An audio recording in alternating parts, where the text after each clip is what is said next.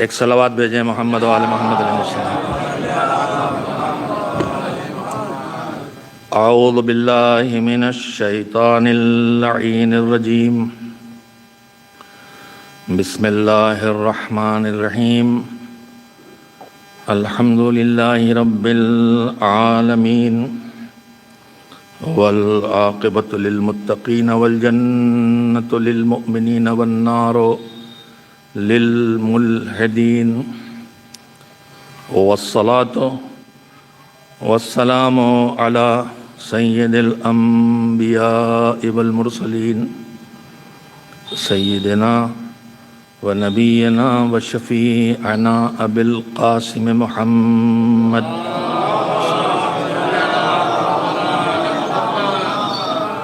وآلہ الطیبین الطاہرین المعصومین المظلومین، واللعنۃ الدائمۃ الباقیۃ علی اعدائہم اجمعین من الآن الی یوم الدین،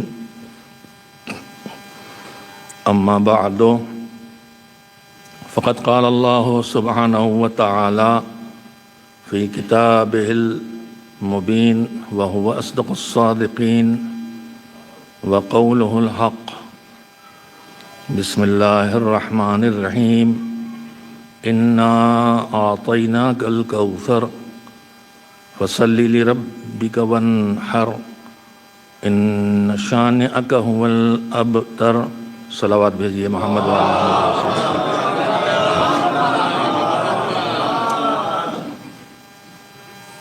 سب سے پہلے آپ حضرات سے معذرت خواہ ہوں کہ تاخیر سے پہنچا ہوں۔ وجہ یہ ہوئی ہے کہ دوپہر میں مجلس پڑھنا تھی، وہ دیر میں ہوئی، اور پھر گھر پہنچ کے چائے کے وقت کھانا نصیب ہوا، شام کی چائے کے وقت۔ بس انتظار میں تھا کہ مغرب کی نماز کا وقت آ جائے کہ آنکھ لگ گئی، اور پھر تھوڑی تاخیر سے آنکھ کھلی، جس کے باعث آنے میں تاخیر ہوئی ہے، اس کے لیے معذرت خواہ ہوں۔ سب سے پہلے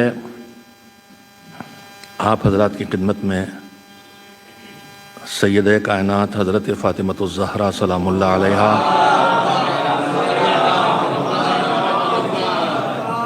کی ولادت باسعادت کی مبارکباد پیش کرتے ہوئے ان کے فرزند اور زمانے کے ولی اور حاکم حضرت امام عصر جدہ شریف کی خدمت میں ان کی جدہ ماجدہ کی تشریف آوری کی مبارکباد پیش کرتا ہوں، جن کے لیے خود امام نے فرمایا ہے کہ ہم سارے انسانوں پر اللہ کی حجت ہیں، اور ہماری دادی ہمارے اوپر حجت ہے۔ اور دوسرا جملہ امام نے فرمایا ہے کہ امام کا جملہ ہے، کسی عام انسان کا جملہ نہیں ہے۔ قرآن کریم میں اللہ نے حضرت رسول اکرم محمد مصطفیٰ صلی اللہ علیہ وآلہ وسلم کو سارے انسانوں کے لیے نمونہ عمل قرار دیا ہے۔ حضرت زہرا کے لیے امام فرماتے ہیں کہ ہماری دادی حضرت زہرا میں ہمارے لیے اسوہ ہے، یعنی وہ ہمارے لیے نمونہ عمل ہے۔ میں نے آپ کی خدمت میں جو سورہ مبارکہ کی تلاوت کی ہے، اس کی تفسیر سے آپ سب لوگ واقف ہیں۔ اللہ کا ارشاد ہے کہ اے پیغمبر، ہم نے آپ کو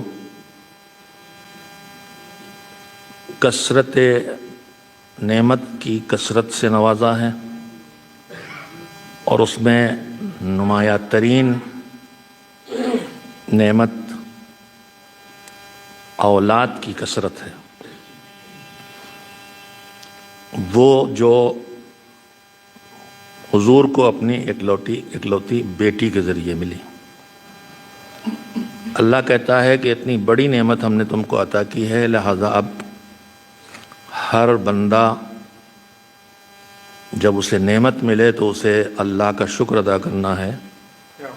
آپ کو اتنی بڑی نعمت ملی ہے تو آپ شکر خدا ادا کرنے کے لیے نماز پڑھیے اور اس کی راہ میں قربانی دیجیے۔ شاید کہ دو حکم اس لیے دیے گئے ہیں کہ دو قسمیں ہیں ان کاموں کی جو اللہ نے ہمارے ذمے کیے ہیں واجب یا مستحب کی شکل میں۔ ان میں سے ایک کا تعلق اللہ کی ذات سے ہے، جیسے نماز ہے، جیسے روزہ ہے، اور دوسری قسم کا تعلق بندوں کی ذات سے ہے، جیسے زکوٰۃ ہے، جیسے خمس ہے، جیسے امر بالمعروف اور نہی عن المنکر ہے۔ پروردگار عالم نے دو ذمہ داریاں، دو فرائض حضور کے ذمے کیے کہ اب جب تمہیں اتنی بڑی نعمت عطا کی ہے تو نماز پڑھو اور اس کی راہ میں قربانی دو۔ ایک سے حق اللہ کی طرف اشارہ ہو اور دوسرے سے حق العباد کی طرف اشارہ ہو، یہ بعید نہیں ہے۔ اس کے بعد اللہ دوسری بات کہہ رہا ہے کہ ان شانئک ھو الابتر، آپ نہیں، آپ کا دشمن مقتول نسل ہو جانے والا ہے، اس کی نسل کا خاتمہ ہو جانے والا ہے اور اس کا کوئی نام و نشان ملنے والا نہیں ہے۔ تمہید کے طور پر یہ بات عرض کرنا چاہتا ہوں کہ ذرا سے غور کریں کہ یہ سورہ کن حالات میں نازل ہوا ہے۔ حضور نے بعثت کے بعد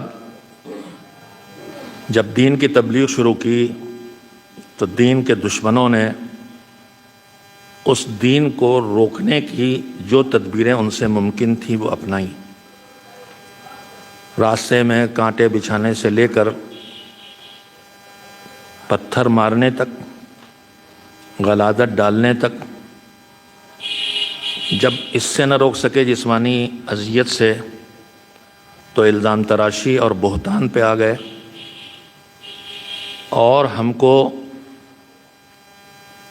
دشمن سے بھی سیکھنا چاہیے۔ دشمن جس راہ پہ کل حضور کے خلاف چلا تھا، آج بھی دشمن اسی راہ پہ چل رہا ہے۔ کل بھی ناکام ہوا تھا، آج بھی ناکام ہے۔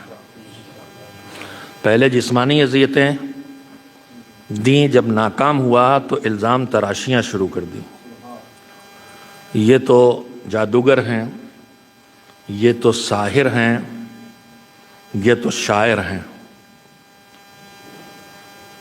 الزام تراشیوں کے بعد بھی جب دین خدا نہ رکا اور لوگ مسلمان ہوتے چلے گئے تو پھر انہوں نے اپنی ٹوٹی ہوئی پارٹی کو احساس شکست سے نکالنے کے لیے یہ کہنا شروع کیا کہ پریشان ہونے کی بات نہیں ہے، اگر ان کا دین تھوڑا بہت چل گیا ہے تو چلنے والا نہیں ہے، اس لیے کہ ان کے کوئی اولاد نہیں۔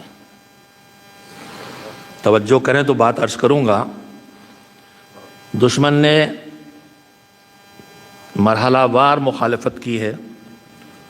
آج بھی دشمن کی سیرت یہی ہے، چاہے وہ کسی ملک جو اسلام کی راہ پہ نکلا ہو اس کے خلاف ہو، چاہے وہ کسی شخصیت کے خلاف ہو، پہلے جسمانی تکلیفیں پہنچانا اور مار ڈالنے کی کوشش کرنا، اس کے بعد کامیابی نہ ہو تو پھر الزام تراشیاں کرنا، اس کے بعد بھی کامیابی نہ ہو تو اپنے گروہ کی ہمت شکنی نہ ہو، اس لیے کہنا کہ بس چند دنوں کی یہ مہمان ہے، پھر کون ہے جو اس مہم کو چلائے گا۔ آج بھی یہی صورتحال موجود ہے۔ عالم اسلام کو مٹانے کی جو دشمن تدبیریں کر رہا ہے اس میں یہی ہے، کچھ کو شہید کرتا ہے، کچھ پہ الزام تراشیاں کرتا ہے، اور افسوسناک پہلو تب ہوتا ہے آپ سب کے سامنے اس وقت ہمارے اپنے سماج کے لوگ موجود ہیں کہ جب ان الزام تراشیوں اور بہتان پر ہمارا جوان بھروسہ کرنے لگتا ہے اور مراجع تقلید اور فقہا کو برا بھلا نہ کہنا ہی نہیں گالیاں تک دینے لگتا ہے، یہ دشمن کی طرف سے دھوکہ کھا رہا ہے، وہ ایسے الزام لگاتے ہیں کہ دور کر سکیں، اور پھر جب مایوس ہوتا ہے تو پھر آخری بات کہ ان کے بعد کون دیکھے گا، کون چلائے گا۔ میں آپ سے پوچھنا یہ چاہتا ہوں کہ جو حالات جن میں یہ سورہ نازل ہوا ہے آپ کو کیا لگتا ہے؟ آغاز اسلام میں یہ بات سورہ نازل ہوا ہے یا اسلام بڑھا اور پھیلا اور اتنا کہ دشمن مایوس ہوا ہے تب اس نے یہ بات کہی ہے کہ اب ان کا دین نہیں چلے گا اس لیے کہ ان کی کوئی اولاد نہیں ہے؟ تو بالکل سامنے کی بات ہے کہ یہ آغاز کی بات ہی نہیں ہے، دین چل گیا ہے تب کہہ رہا ہے، تدبیریں اس کی بیکار ہو گئی ہیں تب کہہ رہا ہے کہ ان کا دین نہیں چلے گا اس لیے کہ ان کی کوئی اولاد نہیں ہے۔ دیکھیے، ایک گواہی ہوتی ہے دوست کی اور ایک گواہی ہوتی ہے دشمن کی۔ دشمن کی گواہی بہت قیمتی ہوتی ہے۔ دشمن یہ کہہ کے کہ ان کا دین نہیں چلے گا اس لیے کہ ان کا کوئی اولاد نہیں ہے، کیا کہہ رہا ہے؟ اتنی مدت گزری ہے اسلام کو آئے تو لوگ مسلمان ہوئے اور اچھی تعداد میں مسلمان ہوئے ہیں۔ جب یہ مسلمان ہوئے ہیں تو پیغمبر سے ان کا رشتہ کیا کہلاتا ہے؟ حیات پیغمبر میں جتنے لوگ مسلمان ہو گئے ہیں وہ سب اصحاب پیغمبر کہلاتے ہیں۔ تو بڑی تعداد میں اصحاب پیغمبر موجود ہیں، لیکن دشمن کہہ رہا ہے کہ ان کا دین نہیں چلے گا اس لیے کہ ان کی کوئی اولاد نہیں ہے۔ یہ دشمن کی گواہی ہے کہ وہ بھی کہہ رہا تھا کہ دین خدا اصحاب کے سہارے چلنے والا نہیں ہے، دین خدا چلے گا تو اولاد پیغمبر کے سہارے چلے گا۔ ایک صلوات بھیجیں محمد و آل محمد۔ یہ دشمن کی گواہی ہے اور تفصیل میں نہیں جانا ہے ورنہ میں مسلسل آپ کے سامنے ایسے نمونے پیش کرتا کہ اپنوں سے، دوستوں سے، خاندان والوں سے اپنی عظمت کی گواہی حاصل کر لینا یہ عام انسانوں کا کام ہے، اور دشمن سے اپنی عظمت کا اقرار کرا لینا یہ اہل بیت طاہرین کا کام ہے۔ آ ہی گئی یہ بات تو ایک نمونہ چھوٹا سے رکھ دوں آپ کے سامنے، اور جس سے اہل بیت علیہ السلام کی وہ سیرت سامنے آئے کہ جس سیرت کو دشمن جانتا تھا لیکن ہم شاید ادھر اتنا متوجہ نہیں ہوتے۔ جنگ صفین امیر شام اور امیر المومنین کے درمیان ہوئی، میدان صفین میں جنگ لڑی گئی، جگہ کا نام ہے صفین۔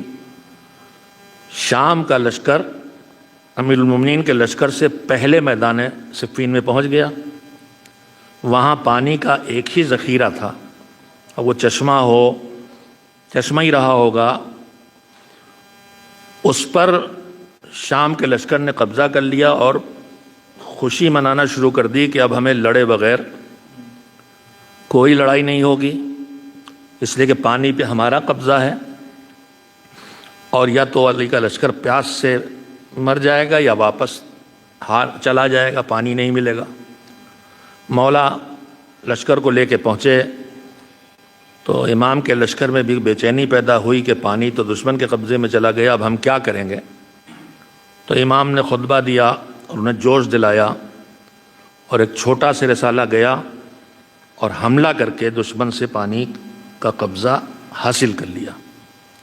اب جب امیر المومنین کے لشکر کا پانی پہ قبضہ ہو گیا تو شام کے لشکر میں ہنگامہ ہو گیا کہ اب تو ہم مارے گئے، پیاسے مر جائیں گے، یہ پانی ہمیں نہیں دینے والے۔ جب یہ بے چینی بڑھی تو معاویہ نکلا، توجہ دیں گے دشمن کی گواہی، اور اس نے کہا گھبراؤ نہیں، تم پیاسے نہیں مرو گے، اس لیے کہ یہ علی ہیں، یہ کسی پر پانی بند کرنے والے نہیں ہیں۔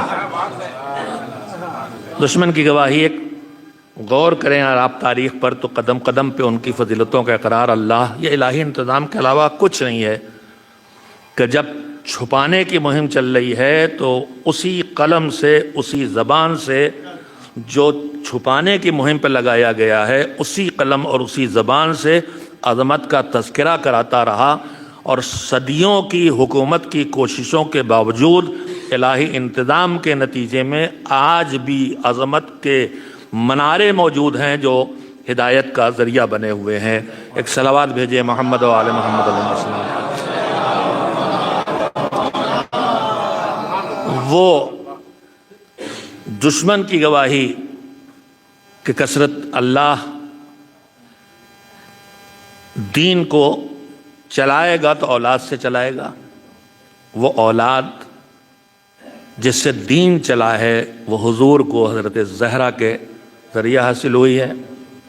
اکثر میں یہ تذکرہ کرتا ہوں، شاید آپ کے سامنے بھی کبھی بات کی ہو، کہ حضرت زہرا کی عظمت کے لیے ایک ہی بات کافی ہے۔ ابھی شہادت کی مجلسوں میں نے تنظیم مکاتب حال میں یہ بات عرض کی تھی، ایک ہی بات کافی ہے، وہ کیا ہے؟ اس کے لیے تھوڑا سا وقت لوں گا۔ جب جناب ابراہیم نے مسلسل یہ خواب دیکھا کہ وہ اپنے بیٹے کو ذبح کر رہے ہیں، 1 دن 2 دن 3 دن، تب انہیں اطمینان ہو گیا کہ یہ حکم خدا ہے کہ میں اپنے بیٹے کو ذبح کروں۔ میں یہیں پہ رک ایک جملہ، محفل لائیو جا رہی ہے انشاءاللہ اور 2-4 بیٹیاں میری سن رہی ہوں گی، میں کہنا چاہوں گا، اور اس میں میری بہنیں ہی نہیں، میری بیٹیاں ہی نہیں، میرے بھائی بھی اکثر آتے ہیں، مولانا ہم نے یہ خواب دیکھا ہے، اس کی کیا تعبیر ہوگی؟ مولانا کا مصرف ہی یہی رہ گیا ہے، خواب کی تعبیر بتائیں، استخارہ کریں، نماز میت پڑھا دیں، نکاح پڑھا دیں، ابھی تھوڑا بہت معاملہ بچا ہے کہ نماز پڑھا دیں، ورنہ جیسے ممبر پہ ہر آدمی آ رہا ہے، اب دھیرے دھیرے محراب میں بھی ہر آدمی کھڑا ہو رہا ہے، تو خواب کی تعبیر پوچھنے آتے ہیں۔ میں کہنا صرف یہ چاہتا ہوں کہ معصوم نے خواب دیکھا ہے، ابراہیم نبی معصوم ہے، لیکن پہلے ہی دن خواب دیکھنے پہ کوئی تعبیر نہیں کر ڈالی، 3 دن خواب دیکھنے کے بعد یہ اطمینان حاصل کیا کہ حکم خدا ہے۔ تو جب وہ اپنے خواب کو حقیقت نہیں قرار دیتے فوراً، جبکہ وہ حقیقت ہوتا ہے، معصوم کا خواب حقیقت ہوتا ہے، تو پھر ہم خوابوں کو دیکھ کے کیوں پریشان ہوتے ہیں؟ خوابوں پہ نہ الجھیے، حقیقتوں پہ الجھیے کہ مولانا نمازیں قضا ہو رہی، کیا حشر ہوگا؟ خمس نہیں نکال رہے ہیں، کیا حشر ہوگا؟ علم کا پنجہ ہاتھ لگا گر گیا ہے تو کیا ہوگا؟ قرآن ہاتھوں سے چھوٹ گیا ہے، گر گیا ہے تو کیا ہوگا؟ آپ اللہ کو عادل مانتے ہیں تو عادل پروردگار جب جان بوجھ کے کیے ہوئے گناہ کے پر موقع دیتا ہے توبہ کا، تو یہ تو آپ سے ہوا ہی نہیں ہے، اس پہ وہ کہاں سزا دینے والا ہے؟ لیکن ہم وہموں کے پیچھے دوڑتے ہیں اور اس پر متوجہ ہوتے ہیں، اور روزانہ جو اپنے آپ کو تباہ کر رہے ہیں حقیقتوں کے ذریعے، اس کے آج تک کوئی نہ پوچھنا آیا ہم سے کہ مولانا اتنی نمازیں قضا ہو گئیں، کیا ہوگا؟ اتنے روزے ہم نہیں رکھے، ہمارا عرش کیا ہوگا؟ مگر یہ پنجہ گر گیا، خواب میں دیکھ لیا کہ میرے ہاتھ سے قرآن چھوٹ کے گیا، اب عاجز کر دیتے ہیں۔ مولانا کوئی ان کی زبان میں کوئی کفارہ ہو تو بتا دیجئے۔ کفارے کو کفارہ، حج میں کفارے بہت ہیں۔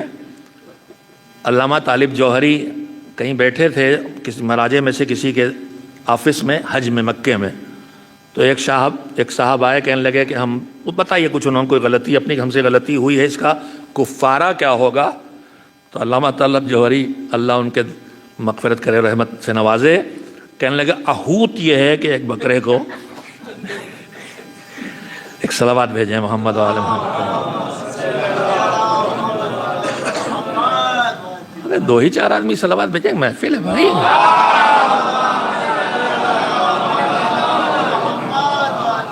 جناب ابراہیم نے مسلسل 3 دن تک جب خواب دیکھا تب انہیں یقین ہوا، اور یہ یاد رکھیے گا، میں اپنی بیٹیوں اور بہنوں سے بتا رہا ہوں، خواب کے ذریعے اللہ آپ کے حوالے کوئی ذمہ داری کرتا ہی نہیں ہے۔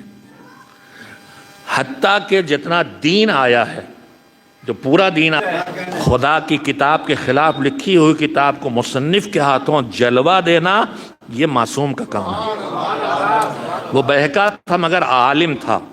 اس نے کہا تمہاری اتنی حیثیت نہیں ہے۔ اس نے کہا یہ تم بات جو کہی تم نے کہا استاد میں ہی نے کہی، کہنا تمہاری اتنی حیثیت نہیں ہے، یہ بات بتاؤ کس نے کہی ہے۔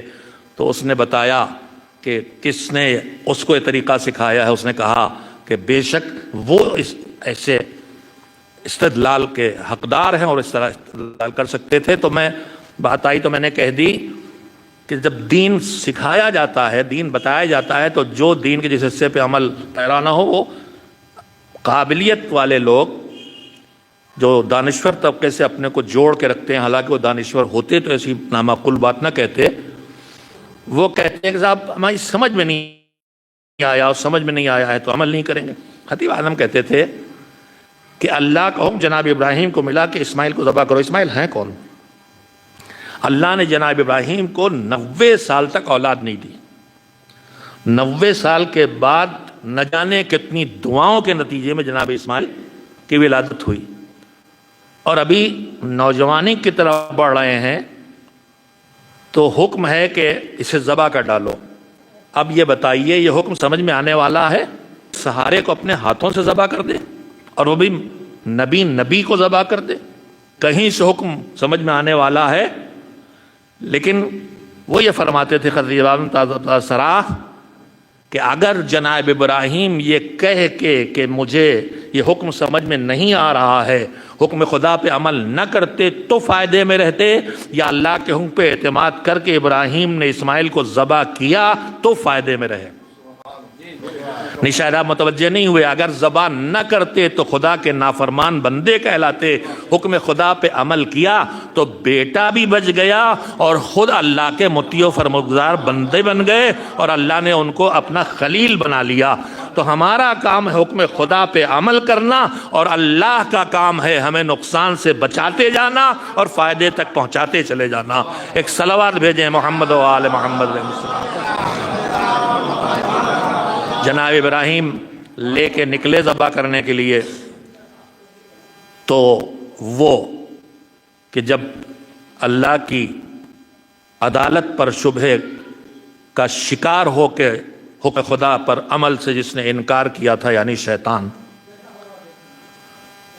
یہ جملے میں نے یوں ہی نہیں دہرائے ہیں، لوگ یہ جملہ کہتے ہیں، لیکن ہمیں بھی متوجہ رہنا چاہیے۔ ہماری زبانوں پہ ایسے شکوے آتے ہیں جب گھر میں کوئی بڑا حادثہ ہو جائے، آگ لگ گئی، ایکسیڈنٹ ہو گیا، گھر میں بیماری مسلسل آ گئی، ایک کے بعد ایک بیمار ہو گیا، تو آدمی کہنے لگتا ہے کہ ہم تو نماز بھی پڑھتے ہیں، روزہ بھی رکھتے ہیں، دین کی پابندی بھی کرتے ہیں، اور پتہ نہیں کیا ہے اللہ کی مصلحت کہ ہمیں مصیبتوں کا شکار کیا جا رہا ہے، اور وہ فلاں جو ہے نہ نماز نہ روزہ نہ کچھ، وہ نعمتوں میں ڈوبے ہوئے ہیں۔ تو یہ جملے عدل الہی پر اعتراض ہے، اس طرح کی سوچ عدل الہی پہ اعتراض ہے، مگر ہم یہ کرتے رہتے ہیں۔ جناب ابراہیم جب نکلے ذبح کرنے کے لیے، تو وہ جس کو اللہ کی عدالت پر اعتراض کرنے کے نتیجے میں یہ سزا ملی تھی کہ وہ جنت سے نکالا گیا، اس نے جتنی عبادت کی تھی اس کی اجرت نقد مانگ لی، اور کہا کہ مجھے موقع دے کہ میں آدم کی اولاد کو بہکاؤں، لَأُغْوِيَنَّهُمْ أَجْمَعِينَ إِلَّا عِبَادَكَ مِنْهُمُ الْمُخْلَصِينَ، میں سب کو بہکاؤں گا، اور نہ بہکا سکوں گا تو تیرے ان بندوں کو جن کو تو نے اپنے لیے خالص بنا لیا ہے۔ آیت میں لفظ مخلص ہے، مخلص نہیں ہے۔ ہم آپ اللہ کے لیے کوئی کام کریں اور اس میں کہیں سے بھی ریاکاری اور دکھاوا اور شہرت اور نام کی فکر نہ ہو، تو وہاں پہ ہم مخلص کہلائیں گے۔ مخلص یہ ہو سکتا ہے کہ مخلص نہ رہ جائے، اور ہوتا ہی رہتا ہے، لیکن مخلص جسے اللہ نے اپنے لیے خالص بنایا ہے، جب اللہ نے اسے خالص بنا لیا ہے تو وہ ہمیشہ اللہ کے لیے خالص رہے گا، اور وہ معصوم۔ سب کو بہکاؤں گے تیرے ان بندوں کے علاوہ جن کو تو نے اپنے لیے خالص بنا لیا ہے، یعنی معصومین، تو اسے معلوم ہے کہ معصوم میرے بہکائے میں آنے والا نہیں ہے، مگر ہمتی اتنا ہے کہ معصومین کی انبیاء کی تاریخ جتنی ہم تک پہنچی اس میں دیکھیے تو نہ جانے کہاں کہاں اس نے کوشش کی، جناب یحییٰ، جناب عیسیٰ، جہاں اس کے بس میں ہوا ہے نبی کو بہکانے کی کوشش کی، اسے پتہ ہے میں کامیاب نہیں ہوتا، لیکن اپنے ہمت کا اتنا پکا ہے کہ معصومین کو بھی بہکانے ضرور جاتا ہے، تو پھر ہماری آپ کی اوقات کیا ہے؟ خیر، تو جناب ابراہیم کے پاس پہنچ گیا بہکانے کے لیے، اور کہا کہ کہاں جا رہے ہو؟ کہا ذبح کرنے۔ کس کو؟ بیٹے کو۔ کیوں؟ حکم خدا ہے۔ کیسے پتہ چلا؟ خواب دیکھا ہے۔ کہ خواب کا کوئی بھروسہ ہے؟ اب اس نے نبی کے دماغ کو کمزور قرار دیا۔ جناب ابراہیم نے کہا ہٹ یہاں سے، تو شیطان ہے۔ وہاں سے ہٹا۔ جناب پوری تاریخ آپ کے سامنے، جناب اسماعیل کے پاس ہے، میں جلدی جلدی سنا کے اس فضیلت تک پہنچاؤں ذہنوں کو، جس کے لیے میں نے یہ تذکرہ چھیڑا ہے کہ ایک فضیلت کافی حضرت زہرا کے لیے، جبکہ وہ فضیلتیں اور وہ عظمتیں ان کو ملی ہیں۔ ابھی آپ نے شعر سنا ہے کہ ان کی احترام کے لیے وہ کھڑا ہو جاتا تھا جو کائنات میں سب سے افضل ہے۔ جو کائنات میں سب سے افضل ہے، اگر وہ کسی کا احترام کرے تو پھر اس کی عظمت کا احساس کیسے کیا جا سکتا ہے کہ کس بلندی پہ۔ جناب اسماعیل کے پاس آیا، کہاں؟ ذبح ہونے۔ کیوں؟ بابا کو حکم ملا ہے۔ ارے کہا تمہارے بابا بوڑھے ہو گئے ہیں، ان کے دماغ پر بھروسہ کیا، نبی کے ذہن پہ الزام لگایا۔ تاریخ آگے بڑھے گی، یہ کام پھر ہوگا، اور یہ کام شیطان کا کام ہے۔ جیسے ہی اس نے کہا کہ تمہیں بابا بوڑھے ہو گئے، ان کی بات کا کیا بھروسہ، جناب اسماعیل نے کہا ہٹ یہاں سے، تو شیطان ہے، نبی کے ذہن پہ الزام لگا رہا ہے۔ وہاں سے بھی ہٹا، تو اب آیا درے حضرت ابراہیم پر اور آواز لگائی، ہاجرہ تمہارے شوہر تمہارے بیٹے کو ذبح کرنے کے لیے لیے جا رہے ہیں۔ تو جناب ہاجرہ نے کہا پھر میں کیا کروں؟ کہہ رہے جلدی نکلو، اپنے بچے کو بچاؤ۔ جناب ہاجرہ نے بھی کہا تو شیطان ہے۔ لسم آپ سنتے ہی رہتے ہیں، لیکن لفظ دہرانے میں کوئی حرج نہیں ہے۔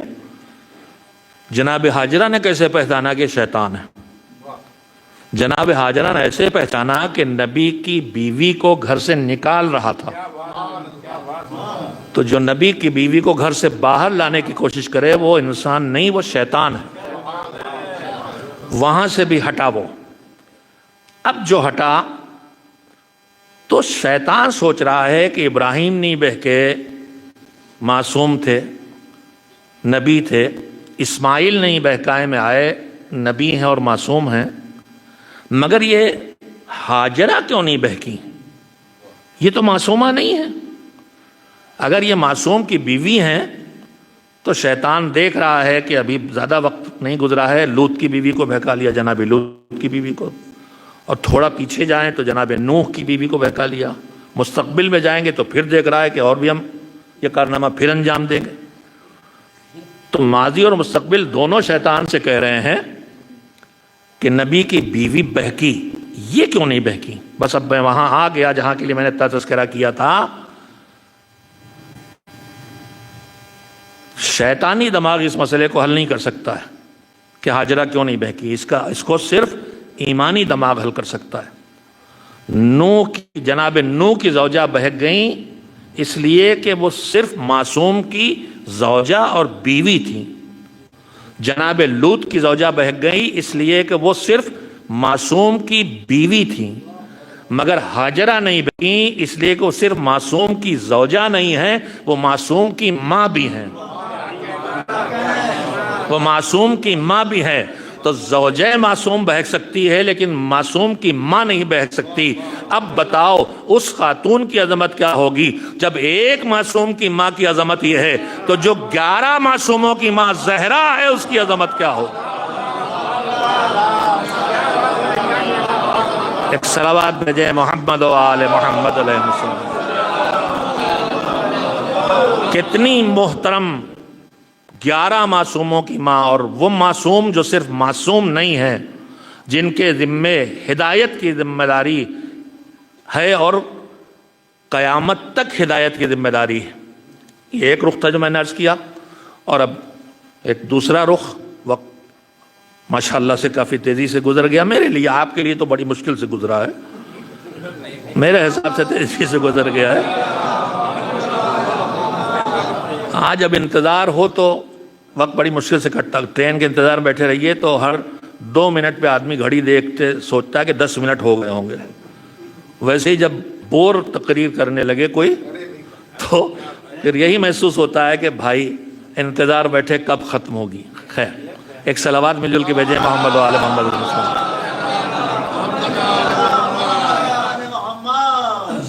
हर मासूम को अल्लाह ने, मासूमीन को मुश्तरक फजीलतें दी। अंबिया और मुरसलीन में भी अंबिया के दरमियान मुश्तरक फजीलतें हैं, रसूल उनसे ऊंचे हैं, लिहाजा रसूलों के दरमियान अंबिया के जो सिफ़ात हैं उनसे ज़्यादा सिफ़ात रसूलों को मिले हैं, मुश्तरक हैं। लेकिन और अइम्मा ताहीरीन के दरमियान भी अज़मतें और कमालात मुश्तरक हैं। लेकिन अल्लाह ने एक निज़ाम ये भी बनाया है कि जो मुश्तरक फ़ज़ाइल और अज़मतें और कमालात और सिफ़ात होते हैं, उनके अलावा अल्लाह जिसके लिए चाहता है उसको कुछ खुसूसियतों से नवाजता है जो खुसूसियत दूसरे को नहीं देता। मसलन, सारे रिवायत की बुनियाद पर अर्ज़ कर रहा हूँ और तफसील में जाने का वक्त नहीं है, सारे अइम्मा शहीद हैं और सब शहीद होकर ज़मीन में दफन हुए हैं। लेकिन अल्लाह ने हत्ता के रसूल अकरम जो अफजल तरीन है, मौला अली जो अइम्मा में सबसे अफजल हैं, अल्लाह ने उनकी कब्र की मिट्टी में शिफा नहीं रखी है, सिर्फ हुसैन की कब्र की मिट्टी में शिफा रखी है। इसको कहते हैं खसाइस, जमा किया जाता है, खसीसा है वाहिद और खसाइस है जमा, प्लूरल है, और वो जमा किया है उलमा ने खसाइसुल नबी, खसाइसुल अली, इस तरह से खसाइस फातिमिया। तो अब 2 बातें और अर्ज कर दूं, एक साहब बिगड़ भी गए थे, लेकिन बताना हमारा काम है, मानना ना मानना और बात है। ये बताइए कि सारे अइम्मा अमीर हैं मोमिनीन के नहीं? उनका हुक्म हमारे ऊपर नाफिज है कि नहीं? नाफिज है, तो अमीरुल मोमिनीन तो है ना। लेकिन सारे अइम्मा ने जो औलाद मौला अली में हैं, अपने जद की अफजलियत को बताने के लिए ये हुक्म दिया कि अगरचे हम सब हाकिम और अमीर हैं मोमिनीन पर, लेकिन लफ्ज़ अमीरुल मोमिनीन मखसूस है अली के लिए। यह मौला की खसाइस में है।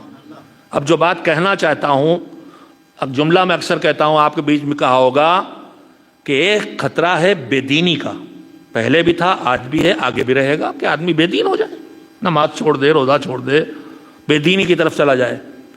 दुश्मन ने जब ये देखा कि हम हर एक को भी दीन नहीं बना पा रहे हैं, कुछ लोग ऐसे हैं जो दीन नहीं छोड़ते, नमाज भी, रोज़ा भी, अज़ादारी भी सब करेंगे, तो अब उसने एक और नई चाल चली है। तवज्जो देंगे, इस वक्त में जुज़ियात नहीं जाऊँगा, लेकिन जुमले के ज़रिए बात कहूँगा और आप इंशाअल्लाह महसूस कर लेंगे।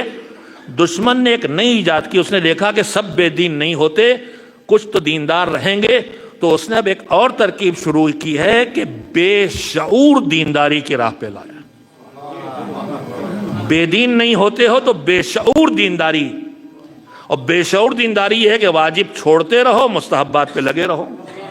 बेशऊर दीनदारी यह है कि रस्म रवाज में डुबो दो अपने को, इतना रस्म रवाज में का शिकार हो जाओ कि फ़राइज़ और मुस्तहब्बात का तुम्हें मौका ही न मिलने पाए। ये सब बेशऊर दीनदारी के बेहिसाब नमूने हैं। तो बेशऊर दीनदारी इस वक्त बड़ा ख़तरा है।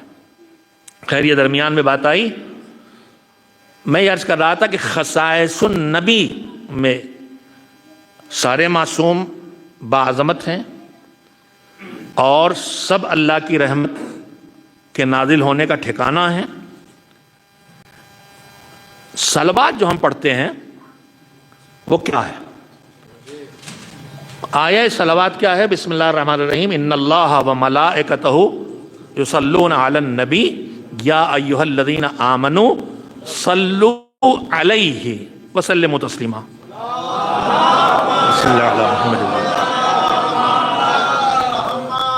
बेशक व शुबहा इन्नल्लाह, अल्लाह और उसके फरिश्ते नबी पर सलवात भेजते हैं। ابھی تفسیر میں ہے اور مجلسوں میں پڑھا جاتا ہے کہ اللہ کی صلوات یہ تھوڑی کہ وہ کہے گا اللہم، وہ کہاں کہے گا اللہم، ہم اس سے کہہ رہے ہیں وہ اللہ ہے، ہم اسے پکار رہے ہیں، تو پھر وہ کس سے دعا کرے گا؟ تو پھر کیا ہے؟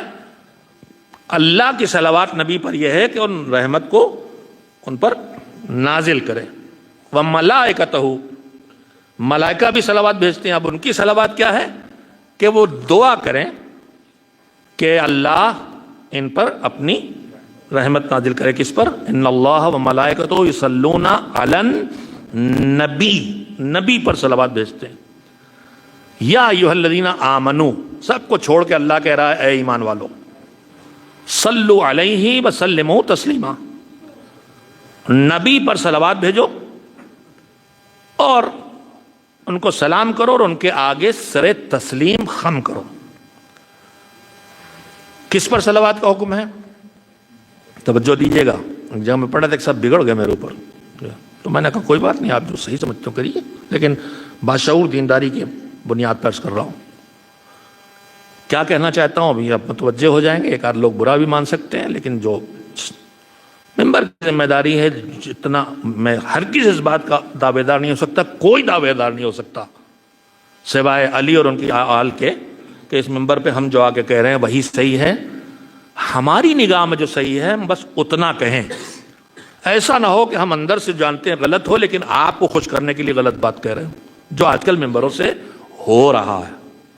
یہ جو نمازوں کی مخالفتیں ہوتی ہیں اور اس کی توہین کی جاتی ہے، یہ خود جانتے ہیں کہ غلط ہے، مگر خوش کرنے کے لیے بنام عزاداری، حسین کی عزاداری کے نام پہ نماز کو نیچے کیا جاتا ہے، گرایا جاتا ہے، واجبات کو سے بے توجہ کیا جاتا ہے۔ عقیدے میں آخرت موجود ہے، جزا کے ساتھ سزا موجود ہے، مگر ایسی باتیں کی جاتی ہیں کہ جنت پکی کر دی جائے، جہنم کا ڈر ہی دل سے نکل جائے۔ جبکہ معصوم نے کہا ہے الفقیہ کل الفقیہ، پکا فقیہ یعنی جو دین کی سمجھ رکھنے والا ہے وہ آدمی ہے جو نہ ایسی باتیں کرے کہ اللہ کا ڈر دل سے نکل جائے اور نہ ایسی باتیں کرے کہ اللہ کی رحمت سے مایوسی آ جائے، نہ اتنا تگڑا موعظہ کرو لٹمار کہ آدمی ڈر جائے کہ ہم تو پکے جہنمی ہیں، جنت تو ہمارے نصیب میں نہیں لکھی، اس لیے کہ اگر مایوس ہو جائے گا جنت سے تو پھر کہے کہ جب جہنمی جانا ہے تو دنیا میں تو اپنی جنت بنا لو۔ تو نہ ایسا واز ہونا چاہیے کہ جو رحمت خدا سے مایوس کر دے، اور نہ ایسی گفتگو ہونا چاہیے کہ جس کی وجہ سے عذاب خدا سے کا ڈر دل سے نکل جائے۔ چھٹے امام نے فرمایا ہے کہ مومن کے دو دل ہوتے ہیں، ایک میں اتنی امید رحمت کی ہوتی ہے کہ اس کو یہ یقین ہوتا ہے کہ اگر میری سارے گناہ وہ ہیں جو جہنم لے جانے والے ہیں، لیکن اللہ مجھے کسی ایک نیکی پر جنت دے سکتا ہے، اور دوسرے دل میں اتنا خوف ہونا چاہیے کہ وہ یہ سوچے کہ میری ساری نیکیاں جنت لے جانے والی ہو سکتی ہیں لیکن اللہ میرے کسی ایک گناہ پہ مجھے جہنم میں داخل کر سکتا ہے، نہ اپنے کو جنتی قرار دے نہ جہنمی قرار دے، درمیان میں رہے کہ امید لگائے رہے رحمت پروردگار سے اور ڈرتا رہے اپنے گناہوں سے۔ اور اللہ کا رسول ایک صحابی کے اس موقع پر عیادت کے لیے پہنچے جب وہ دنیا سے رخصت ہو رہے تھے، تو پوچھا کیا حال ہے؟ کہا بس حال یہ ہے میرا کہ میں اللہ کی رحمت کی امید لگائے ہوں اور اپنے گناہوں سے ڈر رہا ہوں۔ تو پیغمبر نے فرمایا کہ مطمئن رہو، جس سے ڈر رہے ہو اس سے بچا لے گا اللہ، اور جس کی امید لگائے ہو اس تک تمہیں پہنچا دے گا پروردگار۔ ایک صلوات بھیجیں محمد و آل محمد علیہ وسلم۔ نہیں، اس سے ایک بہتر صلوات بھیج دیئے محمد و آل محمد علیہ وسلم۔ کس پر صلوات کا حکم دیا گیا؟ نبی پر، ان کا نام آئے، ان کا لقب آئے، سب پہ صلوات کا حکم دیا گیا۔ لیکن جب صلوات بھیجنے چلیں گے تو اس حکم کے بعد مسلمانوں نے صلوات بھیجی صلی اللہ علیہ وسلم، اپنے خیال میں جو آیت میں لکھا تھا وہ کر دیا کہ نبی پر صلوات بھیجی اور سلام بھی۔ تو حضور نے سنے ہوئے واقعات سے نتائج ہی نکالے جا سکتے ہیں، نئے واقعات تو گھڑے نہیں جا سکتے، اور جو نیا سنائے وہ سمجھ لیے بے ایمانی ہے۔ تو جب صلوات بھیجی تو حضور نے فرمایا لا تصلوا علی الصلاۃ البترا، دم کٹی صلوات مجھ پر نہ بھیجو، ادھوری صلوات مجھ پر نہ بھیجو۔ تو لوگوں نے پوچھا حضور کیا ہے؟ کہا یہ ادھوری صلوات یہ ہے کہ تم مجھ پر صلوات بھیجو اور میرے اہل بیت پہ صلوات نہ بھیجو۔ جب مجھ پہ صلوات بھیجو تو میرے اہل بیت پہ بھی صلوات بھیجو۔ اب کہو اللہم صلی علی محمد و آل محمد، ایک صلوات بھیجیے محمد والے محمد۔ دونوں باتیں آپ کے ذہن نشین ہو گئی ہوں گے انشاءاللہ کہ حکم ہے نبی پر صلوات کا، اور جب نبی پہ صلوات بھیجیں گے تو اہل بیت اس میں شامل ہو جائیں گے۔ اب جو بات کہنا چاہتا ہوں جو خطرناک ہے، لیکن بارہ-بنکی غلام عسکری حال میں کہہ سکتا ہوں، باشعور دینداری۔ میں آپ سے پوچھنا چاہتا ہوں جو میری عمر کے ایک دو بیٹھے ہیں، احمد بھائی ہیں اور بھی کچھ لوگ ہوں گے یا مجھ سے چھوٹے بھی، یہ بتائیے ایمانداری سے آج سے 30-40 سال پہلے، 20 سال پہلے، کیا مجلسوں میں جب کسی بھی معصوم کا نام آتا تو صلوات بھیجی جاتی تھی؟ صرف حضور کے نام پہ۔ لیکن اب معصومین کے سارے ناموں پر صلوات بھیجی جا رہی ہے، اور دھیرے دھیرے غیر معصوم تک بھی پہنچ رہا ہے۔ یہ ہے خصائص النبی میں، یعنی صرف نبی اکرم حضرت محمد مصطفیٰ صلی اللہ علیہ وآلہ وسلم۔ توجہ دیجئے گا، الجھن پیدا ہو تو میرا نمبر ہر جگہ تنظیم کے کیلنڈر پر ڈائری پہ ہے، اور نہ لیا ہو تو لے لیجئے گا۔ جنوری سے جو کیلنڈر بڑا سے خوبصورت چھاپا ہے، دور سے تاریخ دکھائی دے، 70 روپیے کا ہے۔ مجھے پتہ نہیں ہے کہ ظہیر صاحب کچھ لائے کہ نہیں لائے، بیچنے کے لیے نہیں، خرید کے بانٹنے کے لیے۔ ایک صلوات بھیجے محمد والے۔ ڈائری بھی چھپ گئی ہے، وہ بڑا والا کیلنڈر بھی چھپ گیا ہے، جو ادارے کی طرف سے بانٹا نہیں جا سکتا، اس کی قیمت زیادہ ہے۔ وہ جو بانٹا جاتا ہے وہ محرم سے نکلتا ہے، ذرا غریب سے نکلتا ہے۔ وہ ایک اور صلوات بھیجے محمد والے۔ میں جس بات کو آیا ہوں وہ وضاحت کرنا چاہتا ہوں، ذہنوں میں بٹھا لیجیے، سمجھ میں نہ آئے گا مجھ سے بات کیجیے گا، واٹس ایپ کر سکتے ہیں۔ حکم ہے نبی پر، خصائص النبی میں ہے۔ ہم کون ہوتے ہیں؟ اس خصوصیت کو جو اللہ نے اپنے نبی کے لیے رکھی ہے اس کو عام کرنے والے۔ کڑوی لگ رہی ہے نا، دھیرے دھیرے غور کیجیے گا۔ ہوتا یہ ہے کہ سماج میں جو ہونے لگتا ہے ہم آنکھ بند کر کے اس کے پیچھے چل پڑتے ہیں، اور جو ہونے لگتا ہے آج کل کا ماحول یہ ہے کہ ہر چیز کو اس کی اصل سے ہٹا دو۔ ایک دنیا میں ایک لفظ بول جاتا ہے نیگوسیشن۔ یہ نیگوسیشن کیا ہے؟ نیگوسیشن یہ ہے کہ ہم بھی اپنی جگہ سے تھوڑا ہٹ رہے ہیں، آپ بھی اپنی جگہ سے تھوڑا ہٹیے۔ وہ ہٹ رہے ہیں کمبخت تو جن کی جگہ پہلے ہی باطل تھی، آپ جہاں کھڑے وہ حق ہے، آپ کو وہاں سے کھسکایا تو آپ حق سے ہٹ گئے۔ تو دشمن یہی تدبیر کرتا ہے کہ انہیں وہاں سے ہٹا دو جہاں انہیں اللہ نے اور معصومین نے کھڑا کیا۔ لوگ لڑنے لگتے ہیں، کہہ رہے صاحب اگر صلوات بھیجیں کیا بگڑ جائے گا؟ آپ کی مرضی ہے، ہمارا کام صرف آپ کو باخبر کرنا ہے، فیصلہ لینا آپ کا کام ہے کہ صلوات خصائص النبی میں ہو۔ میں پھر عرض کروں کہ جب بھی نبی پہ صلوات بھیجیں گے تو اہل بیت کے بغیر نہیں ہوگی، لہذا کوئی یہ نہ کہے کہ اہل بیت پہ صلوات سے روک رہے ہیں۔ خصیص نبی کی خصوصیت ہے، ان کے نام پہ صلوات بھیجتے رہیے، ان کے ساتھ ساتھ اہل بیت کی خدمت میں بھی آپ کا سلام پہنچتا رہے۔ اب جو عملی صورت میں ہم دیکھ رہے ہیں کہ کبھی کبھی حضور کا نام یا لقب، جیسے ابھی میں نے حضور کہا، ہم لیتے ہیں تو لوگ چپکے بیٹھے رہتے ہیں، لیکن حضرت زہرا کا نام آئے اور ایک زوردار صلوات نہ ہو، صلوات اللہ سلام علیہ،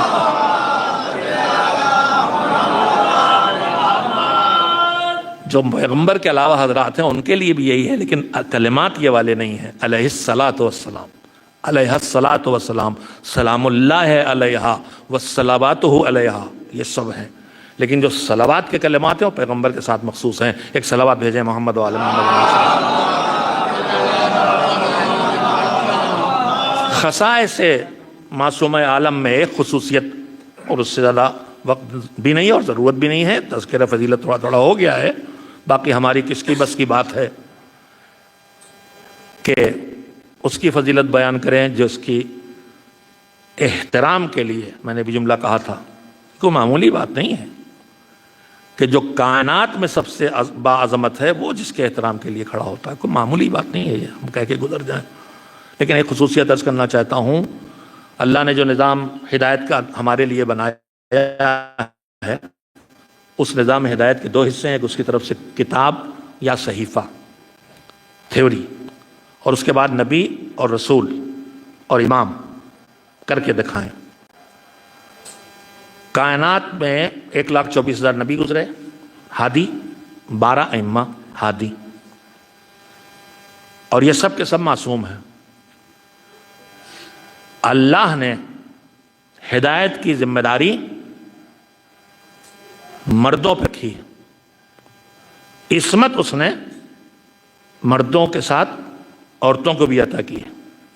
صرف 2 معصوم خواتین ہیں، باعظمت خواتین کی کمی نہیں ہے، لیکن عصمت والی خواتین 2 ہی ہیں۔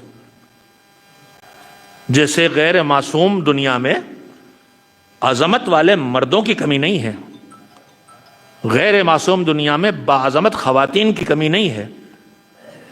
باعظمت خاتون زہرا ہیں، اور جب جناب زینب دکھائی دیتی ہیں تو عالمہ یہ، عقیلہ یہ، فقیہہ یہ، معلمہ یہ، تقیہ یہ، نقیہ یہ، آدمی زینب کی تعریف کرتے کرتے جب تھک گیا تو اس کو کہنا پڑا ثانیہ زہرا، دوسری زہرا ہیں۔ یہ باعظمت ہیں لیکن معصومہ نہیں ہے۔ ایک لفظ ہمارے علماء نے، جب معصوم جیسا ہو لیکن اللہ کی طرف سے عصمت نہ عطا کی گئی ہو تو اس کے لیے لفظ ہے جو علماء نے رکھا ہے، محفوظ عن الخطا۔ صاحب عصمت تو نہیں ہے لیکن خطا سے محفوظ ہے۔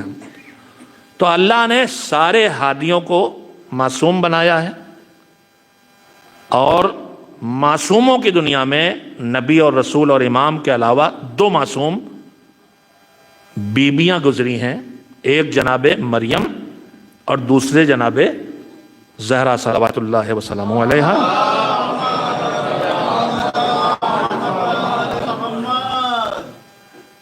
مگر تھوڑا سا وقت مجھے لینا ہی پڑے گا تاکہ بات ذہنوں تک پہنچا سکوں۔ دیکھیے، اللہ نے پوری کائنات میں جتنی مخلوق بنائی، ہمیں نہیں پتہ کتنی مخلوق ہے، لیکن اس میں انسان کو اشرف المخلوقات قرار دیا گیا ہے۔ انسان ساری مخلوقات میں سب سے بہتر اور برتر ہے، یعنی مخلوقات کے درمیان انسان ہونا خود ایک شرف ہے، لیکن انسان ہونا آخری شرف نہیں ہے، پہلا شرف ہے۔ انسان ہونے کے بعد اب انسانوں کی 2 قسمیں ہو جاتی ہیں، ایک اللہ کے وجود کا، اس کی توحید کا، رسالت کا اور ان چیزوں کا اقرار کرنے والا، اور ایک انکار کرنے والا۔ تو جو انکار کرنے والا ہے اس کا انکار کفر کہلاتا ہے، اور انکار کرنے والا کافر کہلاتا ہے۔ اس کے مقابلے میں اقرار کرنے والا ہے، جو صرف زبان سے بھی اقرار کر لے وہ کہلاتا ہے مسلم، چاہے دل سے نہ مانے، صرف زبان سے اقرار کر لے وہ مسلم ہے۔ تو پھر دوسرا شرف ہے اسلام۔ پہلا شرف ہے انسان ہونا، دوسرا شرف ہے مسلمان ہونا۔ مگر مسلمان ہونا آخری شرف نہیں ہے۔ مسلمانوں کی 2 قسمیں ہیں، ایک وہ ہے کہ جو زبان سے اقرار کرتا ہے، اور ایک وہ ہے جو دل و دماغ سے اقرار کرتا ہے۔ ایک وہ ہے جو پورے دین کا اقرار نہیں کرتا، مثلا عدالت الہیہ کا اقرار نہیں کرتا، مثلا امامت کا اقرار نہیں کرتا، اور دوسرا وہ جو ان دونوں کا بھی اقرار کرتا ہے۔ تو جو زبان سے اقرار کرے وہ مسلم، ادھورا اقرار کرے وہ مسلم، اور جو دل و دماغ کی گہرائیوں سے اقرار کرے اور پورے اصول دین کا اقرار کرے وہ مومن۔ تو انسان ہونا پہلا شرف ہے، مسلمان ہونا دوسرا شرف ہے، مومن ہونا تیسرا شرف ہے۔ لیکن مومن ہونا بھی آخری شرف نہیں ہے۔ مومن کی 2 قسمیں ہوتی ہیں، ایک دین کی تعمیل کرنے والا اور ایک دین کے احکام پر کبھی عمل کرنے والا اور کبھی عمل نہ کرنے والا۔ جو دینداری کی راہ پہ چلے وہ کہلاتا ہے متقی، اور وہ دین کی پابندی کرنا کہلاتا ہے تقوی۔ تو اب انسان ہونا شرف ہے، مسلمان ہونا شرف ہے، مومن ہونا شرف ہے، متقی ہونا شرف ہے۔ لیکن متقی کا شرف کبھی کبھی اس سے چلا جاتا ہے. دین پہ آیا, کچھ واجبات انجام دیے, پھر چھوڑ دیا, گناہوں سے بچتے بچتے پھر گناہ کر بیٹھا. تو جب تک یہ کیفیت رہے یہ تقویٰ ہے. لیکن جب تقویٰ, توجہ دیجیے گا, انسان کی فطرت ثانیہ بچ جائے اور دین پر عمل مہارت بن جائے. دیکھیے جب آدمی نیا نیا ڈرائیونگ سیٹ پہ بیٹھتا ہے تو اس سے چوک ہو جاتی ہے, کلچ کے بجائے بریک کے بجائے ایکسیلیٹر دبا بیٹھتا ہے. سب اناڑی جب تھے تو ہم سب نے یہ غلطیاں کی ہیں. لیکن جب ماہر ہو جاتا ہے تو پھر کان یوں دبائے ہوئے موٹر سائیکل پہ 70 کی سپیڈ سے جا رہے ہیں. اب نہ یہ دیکھنا ہے کہ گیئر بدلنا ہے کہ بریک لگانا ہے, گفتگو بھی ہو رہی ہے اور گاڑی بھی چل رہی ہے. مہارت. تو جب ایسی مہارت دین کی پابندی میں آ جائے تو وہ کہلاتی ہے عدالت. تقویٰ ہونا, متقی ہونا شرف ہے, لیکن اس سے اونچے شرف کا نام ہے عادل ہونا. مگر عادل ہونا بھی آخری شرف نہیں ہے, عدالت بھی ٹوٹ جایا کرتی ہے. جیسے انسان متوجہ ہو کہ توبہ استغفار کے ذریعے دوبارہ حاصل کر لیتا ہے, لیکن عدالت سے آگے کی منزل ہے جہاں کبھی اللہ کی نافرمانی کا ہونے کا کوئی امکان ہی نہ باقی رہ جائے. اس کا نام ہے عصمت. معصوم مجبور ہو کے پابند دین نہیں بنتا ہے. ہم آپ جیسے کسی چیز کی غلاظت کا احساس کر لیں تو اسے استعمال نہیں کرتے. کبھی ہم نالی میں بہتے ہوئے گندے پانی سے منہ دھونے پہ تیار نہیں ہیں, اس لیے کہ یہ پانی کی غلاظت کا ہمیں علم حاصل ہے. معصوم کے لیے گناہوں کی دنیا ایسی ہی غلاظت ہے, ان کی غلاظت کا علم انہیں اس گناہ تک نہیں آنے دیتا ہے. اللہ کی طرف سے کوئی ان کے ہاتھ نہیں باندھے گئے ہیں. وہ بھی نامحرم کو دیکھ سکتے ہیں, لیکن انہیں نامحرم کے دیکھنے کی گندگی کا پتہ ہے, اس لیے ان کی نگاہ نامحرم پہ نہیں پڑتی. بس اتنی بات میں نے کہہ لی. کسی مجبوری کا نام عصمت نہیں ہے. تو یہاں تک لے آیا انسان ہونا شرف ہے, مسلمان ہونا شرف ہے, مومن ہونا شرف ہے, متقی ہونا شرف ہے, عادل ہونا شرف ہے, معصوم ہونا شرف ہے. اب جو معصوم ہیں ان کی دو قسمیں ہیں, جہاں سے میں نے بات شروع کی تھی. ایک معصوم وہ ہے جس کو ہدایت کی ذمہ داری دی گئی, چاہے نبی, چاہے رسول, چاہے امام. ہدایت کی ذمہ داری شروع سے آخر تک صرف مردوں کے حوالے کی گئی. عصمت دو خواتین کو ملی ہے, جناب مریم اور جناب زہرا. جناب مریم کو عصمت ملی ہے مگر ہدایت کی ذمہ داری نہیں ملی ہے. زہرا اس باعظمت خاتون کا نام ہے جسے عصمت بھی ملی ہے, ہدایت کی ذمہ داری بھی ملی ہے. مردوں میں یا نبی ہے یا امام ہے, مگر زہرا اس باعظمت خاتون کا نام ہے جو ایک طرف رسالت کا ٹکڑا ہے اور دوسری طرف شریک کار امامت بن گئی ہے. زہرا. ایک صلوات بھیجیں محمد و آل محمد علیہ السلام پر.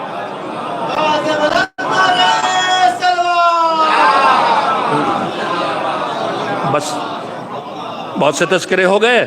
جاتے جاتے سیرت کا ایک پہلو کم سے کم آپ کے سامنے رکھ دیں. معصومہ کونین کی سیرت کی عظمت اتنی ہے, جو میں نے ابھی ابتدا میں کہا کہ سارے اماموں کے لیے اور ہم سب کے لیے اسوہ, نمونہ عمل حضور کی ذات ہے. لیکن یہ عظمت اگر ان کے بعد دکھائی دیتی ہے تو دختر پیغمبر کے لیے فاطمہ تو بضعۃ منی, فاطمہ میرا ٹکڑا ہے. وما محمد الا رسول, اور وہ صرف رسول ہیں, تو پھر یہ اسی رسالت کا ٹکڑا ہے. اور جو نمونہ بن کے آئے حضور, تو جب نماز پڑھیں گے تو کیسے پڑھیں گے؟ جیسے مرد پڑھتے. تو عورت کس سے سیکھے گی؟ ویسی نماز پڑھے گی جیسے مرد پڑھتے ہیں. عورت کی نماز تھوڑی سی الگ ہے. تو اب اس کو کون سکھائے گا؟ رسول کو دیکھ کے نہیں سیکھ سکتی عورتیں. حجاب مردوں کے لیے بھی ہے. نامحرم خواتین اگر دیکھ رہی ہوں تو اپنی پیٹھ پر سے کپڑے ہٹانا جائز نہیں ہے. حجاب ان کے لیے بھی ہے. ٹھیک ہے پورے بدن کا چھپانا واجب نہیں ہے, لیکن کچھ حصہ ہے بدن کا جس کا چھپانا واجب ہے, حجاب ہے. تو مردوں کا حجاب الگ ہے, خواتین کا حجاب الگ ہے. صرف گٹوں تک ہاتھ کھلے رہ سکتے ہیں. صرف اتنا چہرہ جو وضو میں دھلتا وہ کھلا رہ سکتا ہے، تو اب یہ کر کے کون دکھائے گا؟ رسول تو نہیں دکھا پائیں گے۔ آپ متوجہ اور سنتے رہتے ہیں۔ تو جو نمونہ خواتین کو درکار تھا وہ حضور نہیں پیش کر سکتے تھے، وہ فاطمہ کے ذریعے پیش ہوا۔ اب مجھے کہنے دیجئے کہ رسالت کا ٹکڑا ہی نہیں ہے، یہ تکمیل رسالت ہے، یہ تکمیل رسالت ہے۔ اگر یہ نہ ہوتی تو نمونہ عمل آدھی انسانیت کے لیے ہوتے حضور، آدھی انسانیت رہ جاتی۔ لیکن وہ خواتین کے لیے نمونہ ہے، اس کا یہ مطلب نہیں ہے کہ وہ مردوں کے لیے نمونہ نہیں ہے، وہ سب کے لیے نمونہ ہے، لیکن خواتین کے خاص احکام میں وہ ان کے لیے نمونہ ہے۔ فضیلتوں میں کوئی فضیلت نہیں بچی جو ان کے پاس نہ ہو، جو ان کے القاب سے سامنے آتی ہے، اور مجلسیں بہت ہوئیں، آپ نے القاب پہ بھی گفتگو سنی ہوگی۔ میں صرف اس وقت یہ کہنا چاہتا ہوں کہ فضیلتوں کا گلدستہ ہیں سیدہ، مگر ان کی سیرت میں جس پر ان کی سب سے زیادہ توجہ دکھائی دیتی ہے وہ کیا ہے؟ ایسے تو ساری رات شب جمعہ یا شب قدر دوسروں کے لیے دعا ہوتی رہی۔ صبح بیٹوں نے پوچھا اس لیے کہ نہ پوچھیں گے تو ہمارے جیسوں کیسے پتہ چلے گا، نہ وہ جانتی ہیں ہماری اماں کیوں کر رہی ہیں جو کر رہی ہیں، وہ خود بھی امام ہے۔ کہا رات بھر آپ نے دوسروں کے لیے دعا کی، اپنے لیے کچھ نہیں؟ تو فرمایا بنیا، میرے بچے، الجار ثم الدار، پہلے پڑوسی پھر گھر، ایثار، پہلے ان کا خیال کرو پھر اپنا۔ اور ایثار ایسا تھا کہ جب اپنے سامنے کی روٹیاں اٹھا کے سب نے دے دیں تو دنیا نعمتوں پر اللہ کا شکریہ ادا کرتی ہے، مگر ان کا عمل اتنا اونچا تھا کہ اللہ کہتا ہے کہ تمہیں جزا تو ہم نے دی ہے، لیکن کانا سعیکم مشکورا، اس عمل پر اللہ تمہارا شکریہ ادا کر رہا۔ یہ ایثار تھا۔ نہ جانے کتنے نمونے ہیں، لیکن جو سب سے زیادہ جس پر توجہ دی اور توجہ دلائی ہے وہ حجاب کا مسئلہ، پردے کا مسئلہ ہے۔ حجاب اور پردے کا مطلب نہ برقع ہے، نہ عبا ہے، نہ چادر ہے۔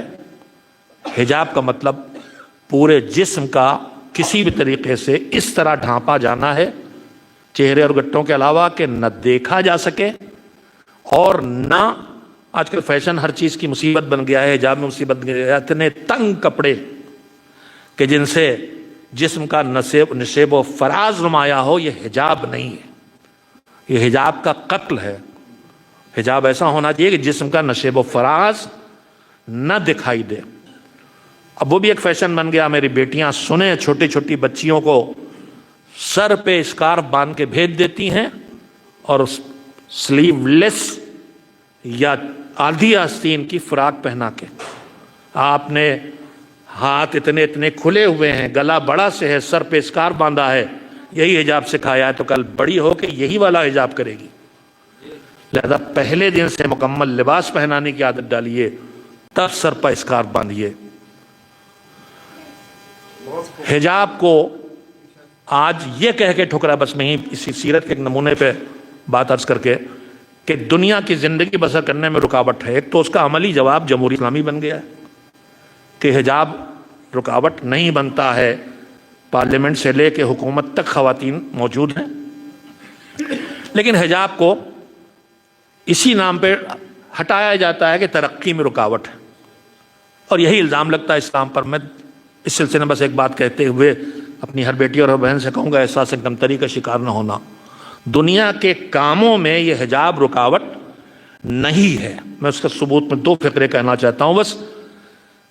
آپ نے تاریخ سنی اور پڑھی ہے اور مجلسوں میں سنتے ہیں کہ جب حضور میدان احد میں زخمی ہوئے، پتھروں سے جسم ہوا اور دندان مبارک ٹوٹ گئے پتھر سے، خون منہ سے بہا، زخمی ہو گئے، اتنے زخمی ہوئے کہ مولا علی انہیں اٹھا کے احد کے پہاڑوں کے درمیان ایک محفوظ مقام پہ لے گئے، جو کافی اونچائی پہ ہے، جہاں جانا آسان نہیں ہے۔ اور اس کے بعد رسول کی بیٹی آئی ہیں اور میدان جنگ میں آئی ہیں مرہم پٹی کرنے، پانی پلانے۔ تو دنیا میں جو کام ہیں ان میں کوئی میدان جنگ میں جا کے جہاد کرنے سے بڑا کام ہے؟ شاید میں توجہ نہیں کر سکا آپ کو. اگر رکاوٹ حجاب ہوتا تو دختر پیغمبر میدان احد میں نہ دکھائی دیتی.